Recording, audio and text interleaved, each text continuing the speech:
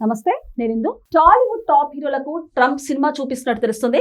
మరి దీని గురించి మాట్లాడడానికి మనతో పాటు సీనియర్ జర్నలిస్ట్ జగదేవ్ గారు ఇప్పుడు మనతో ఉన్నారు. నమస్తే సార్. నమస్తే సార్, మరి చూస్తే టాలీవుడ్ టాప్ హీరోలకి ట్రంప్ అయితే సినిమా చూపిస్తున్నట్టు తెలుస్తుంది. అసలు ఏం జరుగుతుంది సార్? టాలీవుడ్ టాప్ హీరోలకి అని కాదు, రెస్ట్ ఆఫ్ హాలీవుడ్ అంటే హాలీవుడ్ మినహాయించి ఎవరు వచ్చినా కూడా టారిఫ్లు విధించాలని ట్రంప్ డిసైడ్ అయ్యారు. ఎందుకు డిసైడ్ అయ్యారు కాకుండా ఎందుకు డిసైడ్ అయ్యారంటే ఇవాళ మిగతా సినిమాలు కూడా బాగానే ఇదవుతున్నాయి. ఒకప్పుడు హాలీవుడ్ సినిమాలతో పోటీగా భారతీయ సినిమాలు నిల్చోలేకపోయినా, ఎందుకంటే డబ్బున్నోడు ఇంగ్లీషోడు ప్రపంచం అంతా వాడివే ఉన్నప్పుడు అందరు మనవాళ్ళు కూడా పిచ్చి వాడు ఇంగ్లీషోడు ఏం చేశాడు, అదే మనవాడు తీస్తే కాపీ అంటారు. మరి వీళ్ళందరికన్నా ముందు మనం విఠలాచార్య గారు అంతకన్నా అద్భుతంగా తీశారుగా, గ్రాఫిక్స్ ఏం లేనప్పుడు. మరి అది చూసి వాడు కాపీ కొట్టుండొచ్చు కదా. వాడికి వస్తే థాట్ వచ్చినట్టు, మనం తీస్తే కాపీ కొట్టినట్టు. అంటే మన వాళ్ళే అందులో ఉన్నారు అలాంటి వాళ్ళు చాలా మంది. మా మిత్రుల్లో కూడా 2-3 ఉండేవారు. ఏది సినిమా చూసినా కూడా ఇది పలానా హాలీవుడ్ సినిమాలో కాపీరా, ఇది కాపీరా అని కూడా నా క్లోజ్ ఫ్రెండ్ ఒకటి. సో అట్లాగా ఇప్పుడు సేమ్ థాట్ రావచ్చు. ఒక్కొక్కటి టేకింగ్ స్టైల్ ఒకలా ఉంటుంది, ఒక్కొక్కటి పిక్చరేషన్ స్టైల్ ఒకలాగా ఉంటుంది. సో మన ఎంత దౌర్భాగ్యం అంటే హాలీవుడ్ అన్నాడు పెట్టుకుని సినిమా రంగం పేరు పెట్టుకుని అదొక స్టూడియో, హాలీవుడ్ స్టూడియో కట్టుకొని వాటి చిత్రాలు నిర్మించుకుంటే దానికి కూడా మనం కాపీ అయినా. టాలీవుడ్ ఏంటమ్మా, బాలీవుడ్ ఏంటమ్మా, హిందీ వాళ్ళు బాలీవుడ్ అంట, టాలీవుడ్ అంటే తెలుగు అంట, శాండిల్వుడ్ అంటే కర్ణాటక అంట, తర్వాత మాలీవుడ్ అంటే మలయాళం, కోలీవుడ్ అంటే తమిళనాడు. మరి ఇక్కడ కూడా అదే కాపీయా? తెలుగు పరిశ్రమ అనేది అనుకోవచ్చు కదా. అంటే ఇది కూడా వాళ్ళ కాపీలాగే మనం మాట్లాడుకుంటున్నాం. అంటే మన ముందు తరం వాళ్ళు లేకపోతే కొంతమంది ఈ వాళ్ళు ఏదైనా వాళ్ళు సూపర్ రా వాళ్ళు ఆ సెన్స్లో అది కూడా మనం కాపీ కొట్టే ఇలాగా దిగిపోయాం. సో ఇప్పుడు భారతీయ సినిమా ఎలా అయిపోయిందంటే అంతర్జాతీయ ప్రమాణాలతో ప్రపంచ దేశాలని మన వైపు చూస్తున్నాయి. ఈరోజు ఒక RRR కానీ పుష్ప లాంటి సినిమాలు ఎక్కడెక్కడ ఆడుతుంటే, బాహుబలి కూడా. అంటే బాహుబలి మీరు అన్నట్టు ఆరంభం, అక్కడ నుంచి ఇంకా KGF ఇవన్నీ కూడా భయంకరంగా ఆడుతున్నాయి విదేశాల్లో కూడా. కేన్స్ ఫెస్టివల్కి వెళ్ళినా కానీ, లేదు హాలీవుడ్కి ఆస్కార్ అవార్డు నామినేషన్ అవ్వడం కానీ చాలా అవుతున్నాయి. అవుతున్న నేపథ్యంలో ఎలా అవుతుంది అంటే ప్రతి దేశంలో కూడా భారతదేశానికి చెందిన సంతతి కనీసం ఒక 10% ఉంటున్నారంట ప్రపంచంలో ఉన్న అన్ని దేశాల్లో. సో ఖచ్చితంగా పైగా వాళ్ళ ఉండడమే కాకుండా ఆయా రంగాల్లో వాళ్ళు మంచి నిష్ణాతులుగా ఉండడం, ఈ సినిమా రంగంలో కూడా వాళ్ళు కొంచెం ప్రవేశం ఉండడం, మొత్తానికి వాళ్ళు లేదు సినిమా అనేది ఒక కళ, భాషతో సంబంధం లేదు. అక్కడ హావభావాలు ప్రకటించగలిగితే, అక్కడ పిక్చరేషన్ సూపర్గా చేయగలిగితే ఏ భాషనైనా యాక్సెప్ట్ చేయాలి అనే మనతత్వాన్ని వాళ్ళందరికీ అంటగట్టేసాం మెల్లగా.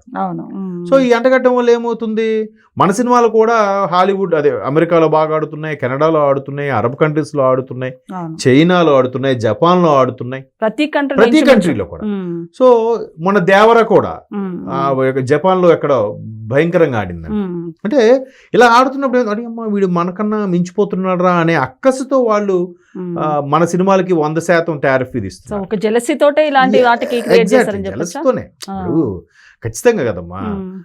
ఇప్పుడు ఏమవుతుంది, అది ఛాన్స్ తీసుకొని మిగతా ఉత్తర అమెరికా కాంటినెంటల్, అదే ఉత్తర అమెరికా ఖండం కానీ దక్షిణ అమెరికా ఖండంలో ఉండే వాళ్ళు ఏం చేస్తారు, మరి అమెరికా కాదురా మా దేశాలు ఉన్నాయి, మా దేశాలకు రండి, మా దగ్గర షూటింగ్ చేయండి, మీకు టారిఫ్ మీకు ఫ్రీ ఇస్తాము. ఇప్పుడు నేను రీసెంట్గా ఒక ఫ్రెండ్ చెప్తే ఉన్నాను, మన దగ్గర తెలుగు తమిళ్ కన్నడ కన్నా కేరళలో కొన్ని ఆఫర్స్ ఉన్నాయంట. వాళ్ళ స్టేట్ లోనే అక్కడే వాళ్ళ స్టూడియోలో యూటిలైజ్ చేసుకొని అక్కడ షూటేజ్ చేసుకుని చేస్తే వాళ్ళు ఆల్మోస్ట్ 25% రాయితీ ఇస్తారంట. అంటే ఒక 10 లక్షలు పెట్టి సినిమా తీయాలనుకుంటే 7.5 లక్షలు అవుతుంది. 2.5 లక్షల వరకు వారు అన్ని ఇక్కడే చేస్తారంటే మొత్తం అక్కడ భాషతో సంబంధం లేదు వాళ్ళకి. అంటే ఏంటి, ఆ విధంగా వాళ్ళు అట్రాక్ట్ చేసుకుంటున్నారు వాళ్ళ స్టేట్ ని టూరిజం పరంగానో ఇట్లాంటి విషయాలు. అప్పుడు ఏమవుతుంది, ఇప్పుడు కెనడా వాడు ఇస్తున్నాడంట offers. Canada super beautiful country, పైగా భారతదేశం కన్నా పెద్ద కంట్రీ, విశాలంగా. అమెరికా అంత క్రౌడు కాదు పైగా కెనడాలో. ఇప్పుడు అందరూ కెనడా బాట పడుతున్నారు. అమెరికాలో ఆల్రెడీ మన వాళ్ళు ఆక్యుపై చేసేసారు, లేదా ప్రపంచ దేశాలు ఖచ్చితంగా కదా. మరి ఆ జలస్తోని అమ్మ వీడు వచ్చేస్తున్నాడు మనకు మించిపోతాడని చెప్పి వాడి మీద టారిఫ్లు, మీరు రిలీజ్ చేయాలంటే ముందు $1 రిలీజ్ చేయాలంటే ఇప్పుడు $1 రిలీజ్ చేయాలి, సినిమా ఫలానా థియేటర్లో వేయాలంటే ఆ థియేటర్కి ఇలా చేయాలన్నట్టుగా రకరకాలుగా పెడుతున్నారు. రెస్ట్రిక్షన్స్ ఇప్పుడు కెనడా వాడు ఏం చేస్తున్నాడు, బాబు మా దగ్గర రండి, మా దగ్గర షూటింగ్లు చేసుకోండి, మీకేం లేదు, మేము ఫ్రీగా ఇస్తామని. ఆడేమనుకుంటాడు అప్పుడు వాడికి ఆ హోటల్ చార్జ్, హోటల్స్ వల్ల లేదంటే ట్రాన్స్పోర్ట్ వల్ల మిగులుతుంది వాడికి, అంతే కదా. ఎప్పుడైనా సరే ఒక టర్న్ ఓవర్, అది ఆ టర్న్ ఓవర్ అనేది ఆలోచించాలి. ఓహో, ఒక విదేశీ యాత్రికుడు కానీ మన దేశానికి వచ్చాడంటే వాడు ఫ్లైట్కి వచ్చే ఛార్జెస్, వాడు ఒక హోటల్లో దిగితే హోటల్కి మనీ వస్తుంది, ఆడు బయటకు వస్తే ఒక క్యాబ్ మాట్లాడతాడు, దాని పక్కన హోటల్లో వెళ్ళి భోజనం చేస్తాడు, లేదు బయట ఎలా తిరగడానికి వచ్చినప్పుడు వీధి సైడ్ అరే భలే ఉన్నాయని కొంటాడు. అంటే ఒక్కడు రావడం వల్ల ఎంతమందికి బిజినెస్ అవుతుంది కదా, అలా ఆలోచించాలి. అంతేగాని అమ్మ ఆడు వచ్చేస్తున్నాడు రా, లావనే రాకుండా చేయాలి, కావాలని హోటల్ రూము 5,000 10,000 చేసేద్దాం, బయట ఛాయ్ 100 రూపాయలకి అమ్మేద్దాం, అది తప్పది. దానివల్ల ఏమవుద్ది, కంట్రీ యొక్క రెప్యుటేషన్ పోతుంది. ఇండియా వెళ్తే అందరూ అంత మోసమేనరా, 10 రూపాయల టీ కూడా 100 రూపాయలు తీసుకుంటారు అనే సెన్స్ వచ్చింది అనుకోండి, ఎవడు వస్తాడు మరి? సో మీరు అన్నట్టు ట్రంప్ గారు ఏదన్నా ఉంటే హాలీవుడ్ ప్రకారంగా ఫిలిం కంటెంట్ ని పెంచుకోవాలి, కానీ ఇలాంటివి పెంచండి. అప్పుడు ఏం చేయాలి, మా ఇక్కడ అందరి సినిమాలు మేము యాక్సెప్ట్ చేస్తాం, బట్ హాలీవుడ్ వాళ్ళకి మాత్రం మీకు పలానా దగ్గర మనకైతే ఫ్రీ ఆ స్టూడియో, మనకైతే ట్రాన్స్పోర్ట్ ఫ్రీ, మనకైతే టికెట్లో రాయితీ ఫ్రీ, మన హాలీవుడ్ వాళ్ళకి లేకపోతే అమెరికన్ సిటిజన్స్ కి రాయితీ అని ప్రకటించు. అంతే కదా. ఇప్పుడు మన తెలుగులోనో తమిళ్లోనో ఒక ఇది ఉంది ఫిల్మ్ ఇండస్ట్రీలో, ప్యూర్ తెలుగు నేమ్ అయితే దానికి రిజిస్ట్రేషన్ ఛార్జీలు ఏమి ఉండవు. ఇండస్ట్రీలో కూడా ఉంది pure Telugu name, cinema title నేను చెప్పాను, సినిమా టైటిల్ తెలుగులో ఉంటే దానికి ఏ ఇబ్బంది ఉండదు, ఇంగ్లీష్ లో ఉంటే మళ్ళీ దానికి ఎంతో ఛార్జ్ చేయాలి. జస్ట్ నామకే వాస్తే ఉంటుంది 10,000 15,000 ఏదో రిజిస్ట్రేషన్ ఫీజులు. సో అవి రాయితీ ఇవ్వడం వల్ల అది కూడా చిన్న చిన్న సినిమా తీసుకున్న వాళ్ళకి అది బెనిఫిటే కదా, అది నేను అంటున్నా. సో అట్లాగా కొన్ని అమెండ్మెంట్స్ పెట్టుకుని వాళ్ళకి డెవలప్ చేసుకోవాలి, కానీ పక్కోడు వచ్చేస్తున్నాడని పోటీకి వీడికి వదిలేసి వాడి మీద రాయితీలు వేస్తే రేపొద్దున ఎవడు రాడు. ఇంకా హాలీవుడ్ నువ్వు మా దేశానికి రావద్దు రాయితీలు అంటున్నావు, రేపొద్దు నీ సినిమా మా దగ్గర ఎందుకు, మాకు అవసరం లేదు. ఖచ్చితంగా వీళ్ళు కూడా ఇండియా వాళ్ళు కూడా రెస్ట్రిక్షన్స్ పెట్టేసుకుంటారు. అవసరం అనుకుంటే ఇవాళ రేపు ఓటీటీలు ఉన్నాయిగా, ఓటీటీ ప్లాట్ఫామ్ మీద అందరూ చూసేసుకుంటున్నారు, థియేటర్ రాకపోతే లేదు, అప్పుడు నష్టం ఎవరికి? అంటే ఎవ్వరు ఏది ఆపేది కాదు, కాకపోతే వాళ్ళ అక్కసి ఈ విధంగా బయటపడేలాగా అనిపిస్తుంది. కాబట్టి ఆ ట్రంప్ గారు ఏదో విధించాడు కదా అని మన టాలీవుడ్ హీరోలకి బాలీవుడ్ హీరోలకి నష్టం అంటే ఏముండదు, ఎవ్వడూ ఆపలేడు. ఎందుకంటే మన వాళ్ళు క్రేజ్ కానీ మన వాళ్ళ యొక్క సత్తా ఆల్రెడీ ఖండాంతరాలు దాటేసింది. అండ్ మోర్ ఓవర్ మన టాప్ సూపర్ స్టార్లనే కాదు, ఇప్పుడు ట్రెండ్ ఎలా నడుస్తుందంటే ఎవరైనా చిన్న సినిమా అయినా పెద్ద సినిమా కథ బాగుంటే ఎత్తుకెళ్ళిపోతున్నారు. కథ బాగాలేకపోతే వాడు సూపర్ స్టార్ అవని, రజనీకాంత్ అవని, చిరంజీవి అని, ఎవరవని, అలా చాలా మూవీస్ వచ్చాయి, చూసాం. రీసెంట్ గా చిన్న సినిమాలు నిహారిక గారు ప్రొడ్యూస్ చేశారు, అది కమిటీ కుర్రలేదు, పెద్ద ఖర్చే లేదు, ఎంత బాగా ఆడింది అది.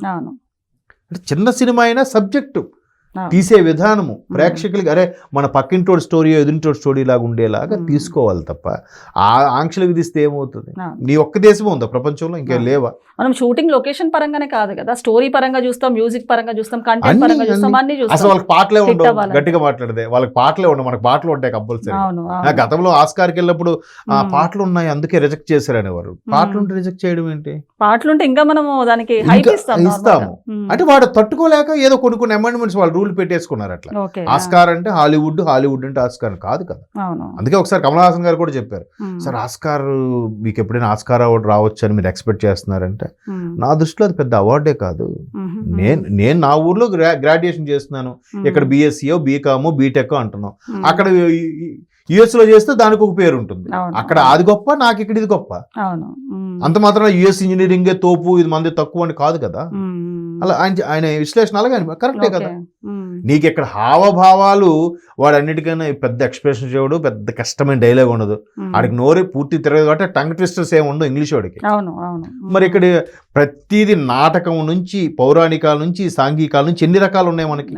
ఆడికి సినిమా అంటే ఎంతసేపు అలా రాకాసుబల్లి, డైనోసార్లు, ఇవి తప్పితే మిషన్ గన్లు, బాంబులు, పేజీ, ఇంకేమున్నాయి చెప్పాడు. ఎమోషనల్ ఏముంటుంది ఆడ దాంట్లో, స్టోరీ కంటెంట్ పరంగా ఏముండదు.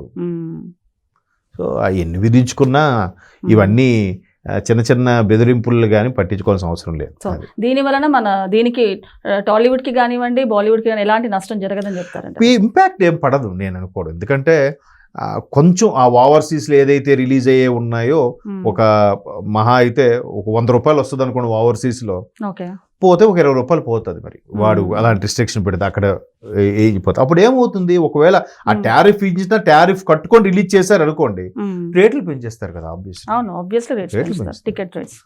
అదే అది జరిగేదే, అది ఎక్కడైనా సరే. ఓకే సార్, నమస్తే.